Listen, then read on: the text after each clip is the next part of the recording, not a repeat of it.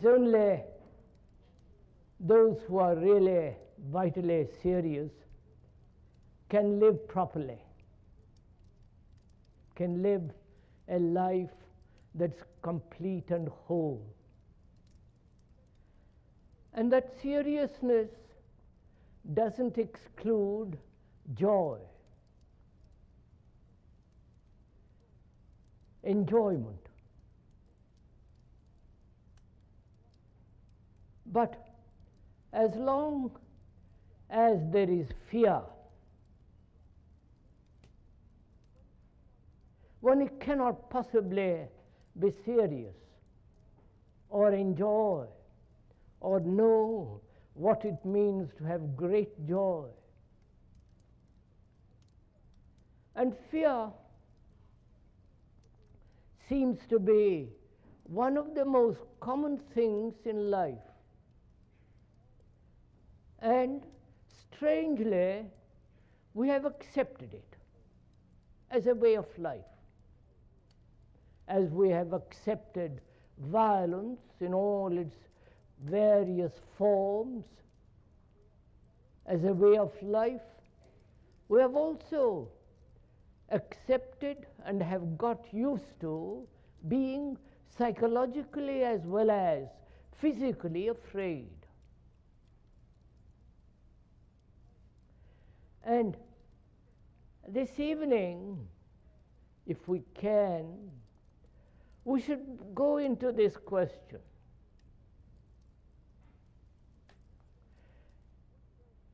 We should, I feel, go into it so completely that we understand it so fully that when we leave the hall or this place, we shall be rid of this fear. I think it can be done. It isn't just a theory or a hope. But if one gives, as we shall presently, complete attention to this question of fear, I'm quite sure that in exploring the causes of fear and also how to approach it, how to look at it, how to completely end it, so that our mind, the human mind that has suffered so much, that has endured so much pain, that has lived with great sorrow and fear, such a mind can completely be free of this thing called fear.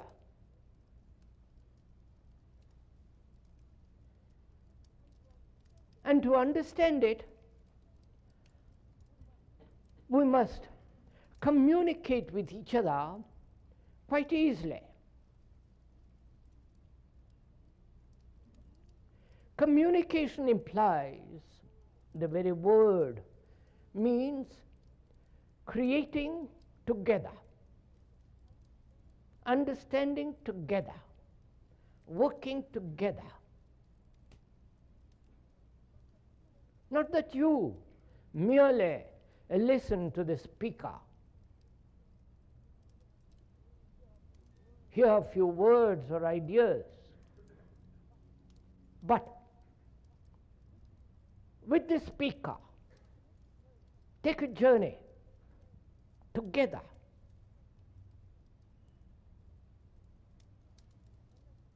And understand this very complex problem of fear.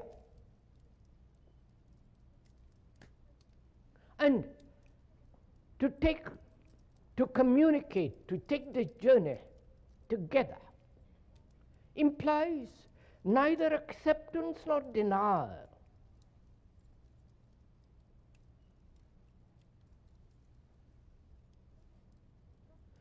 Not saying to oneself it's absolutely impossible to be rid of fear, or rationalize fear, or accept it. You need a free mind to inquire into this question, a mind that has no conclusion, that doesn't say it is possible or it's not possible, because we are inquiring, exploring together. So you must be free to observe, to inquire.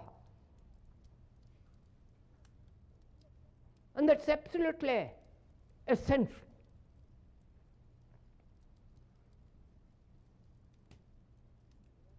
So that one has no prejudice to find out, prejudice which will prevent from the understanding of the truth of what is. You see, there are so many forms of fear, both physical as well as psychological, psychosomatic fears.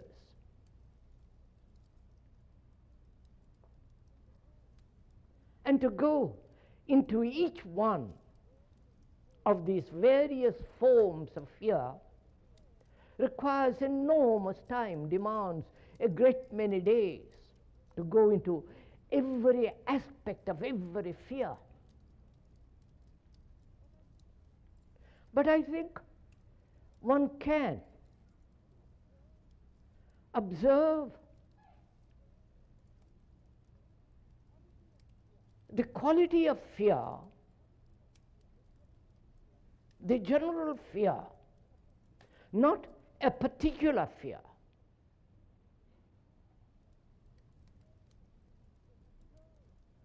Observe the nature of fear, the structure of fear. Not get lost in a detail or in a particular form of one's own fear.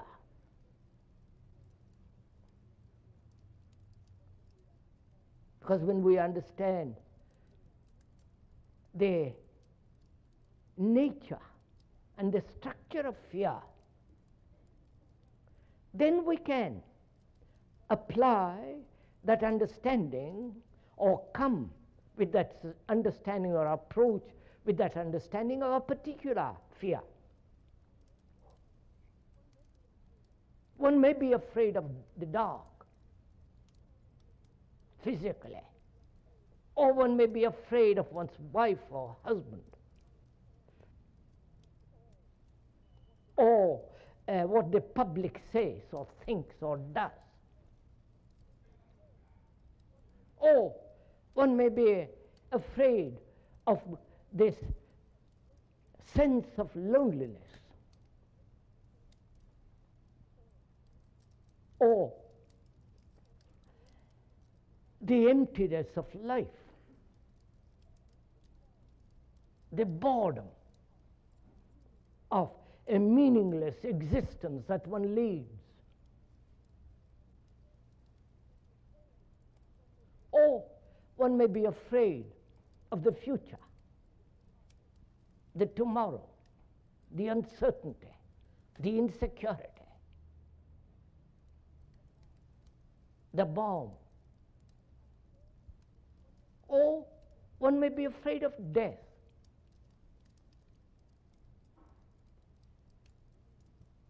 The ending of one's life.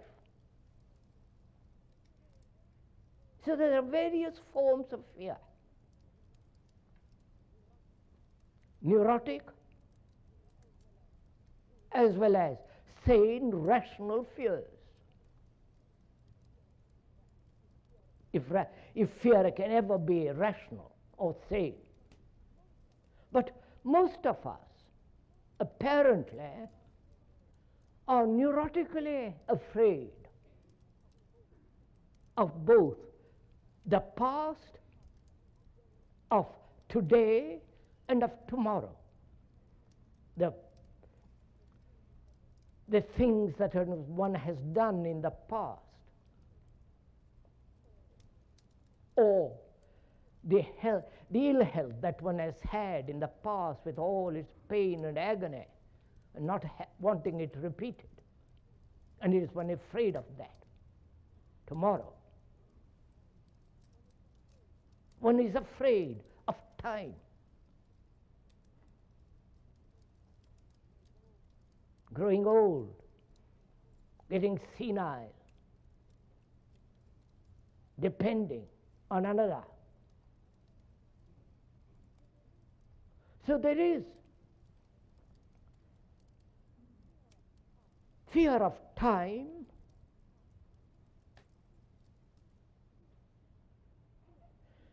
fear of the past and of the future.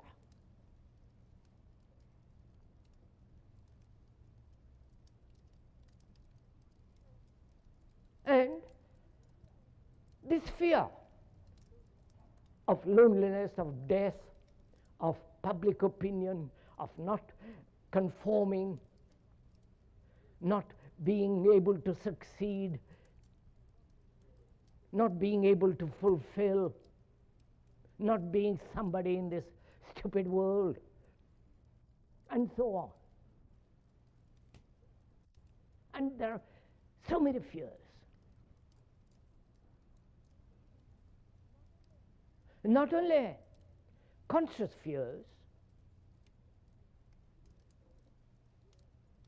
fears that one is aware of, but also there are fears deep down, undiscovered, unexplored, in the deep recesses of one's own mind.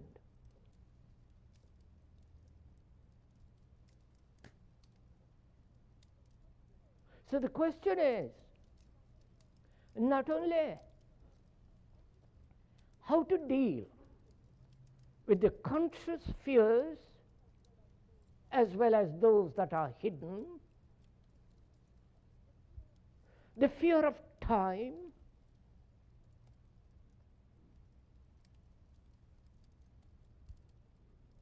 that is yesterday, of the things that one has done, the repetition of that misery, of tomorrow, the uncertainty, the insecurity, both psychological as well as physical.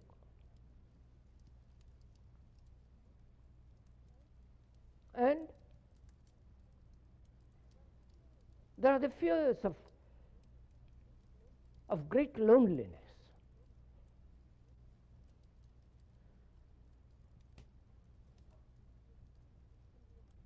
And the escape from that loneliness. Surely, fear is a movement away from what is.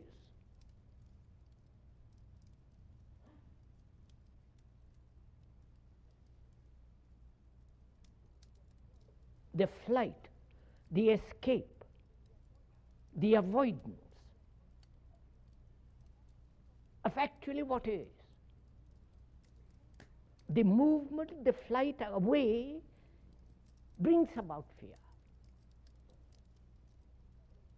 That is, when there is comparison of any kind, it breeds fear.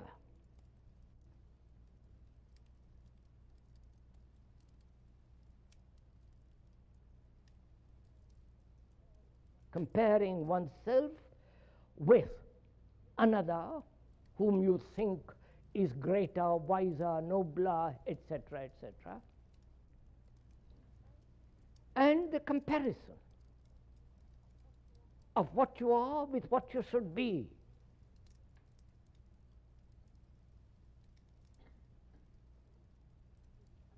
So, fear is a movement away from the actual, the what is. The movement, not the object to which you escape.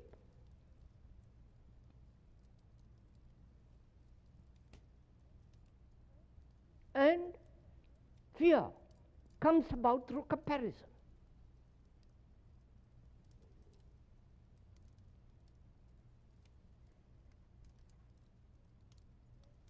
And there is the fear deeply hidden in oneself, of which one is not aware.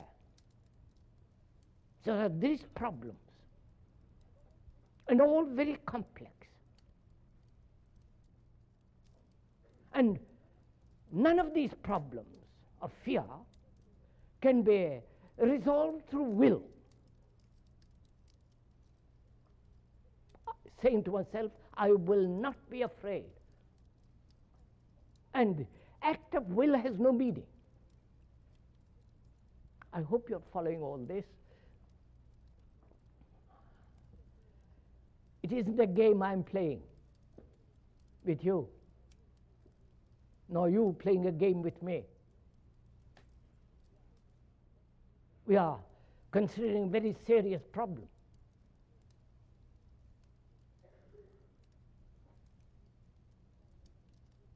Therefore, you have to give your attention to it. And you cannot give attention if you are interpreting or translating or comparing with what is being said with what you already know. You have to listen. And the art of listening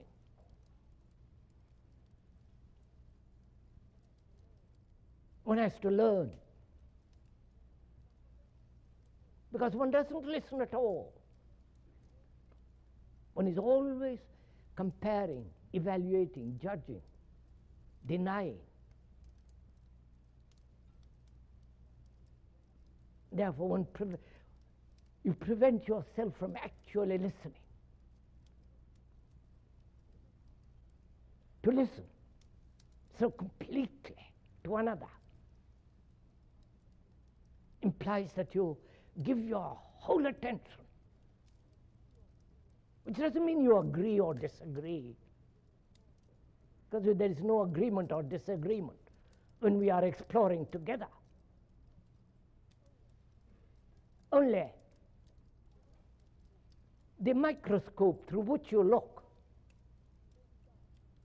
may be dull, may not be clear. So if you have a precision instrument, then what you see is what another will also see. Therefore, there is no question of agreement or disagreement or denial. So, we are trying to examine this whole question of fear. So you'll have to give your attention because it's your life. Because fear deadens the mind, makes the mind insensitive, dull. How can a mind that's afraid love? A mind that depends, what can it know of joy except fear?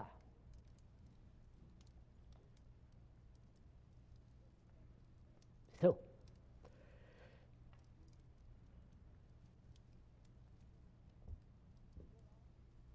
there are conscious as well as hidden fears. How do you, first inquiry, how do you expose those hidden fears? And when you do expose them, how will you be free of them? How can the mind be free of them? That's the first question. Please do follow this.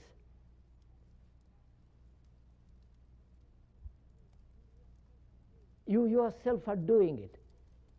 You yourself are observing it. The speaker is only pointing out.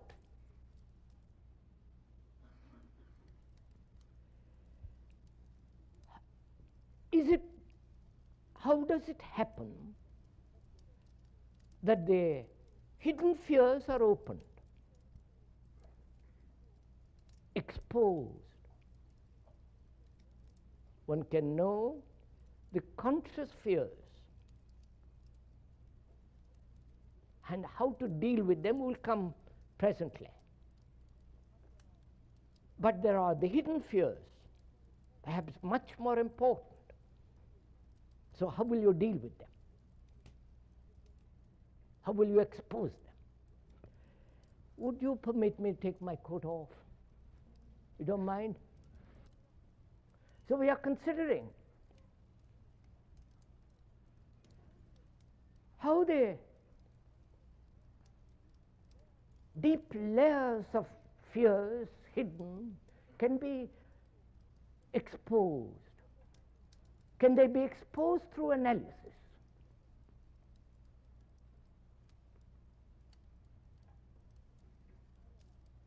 Analyzing them, seeing their causes. Will analysis free the mind from fear? Not a particular neurotic fear, but the whole fear, the whole structure of fear. Analysis.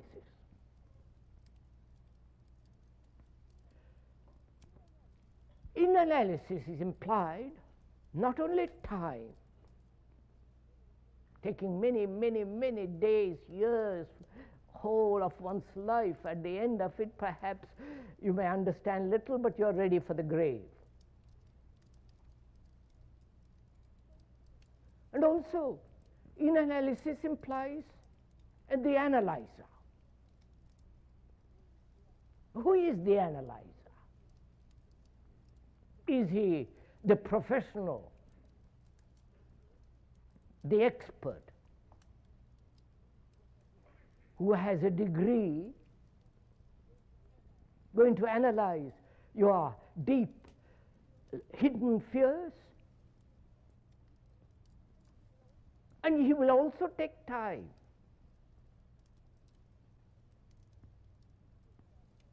And therefore, also your money.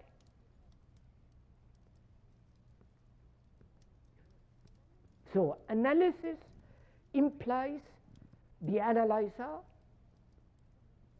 who is the censor, who is the result of many forms of conditioning,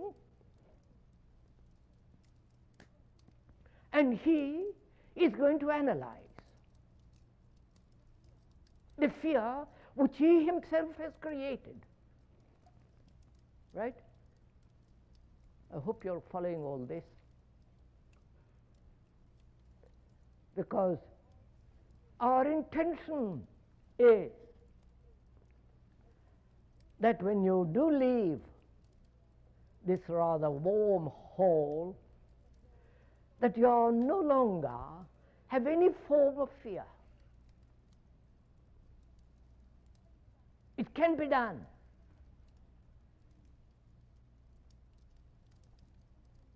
And you will know quite a different kind of life.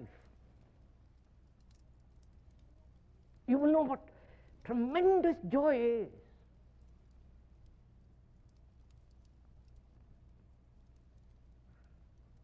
A mind that's completely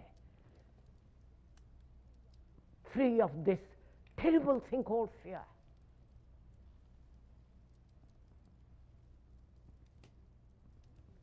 And to be free of that, you have to, we together are going to walk together. You're going to work as hard as the speaker is working.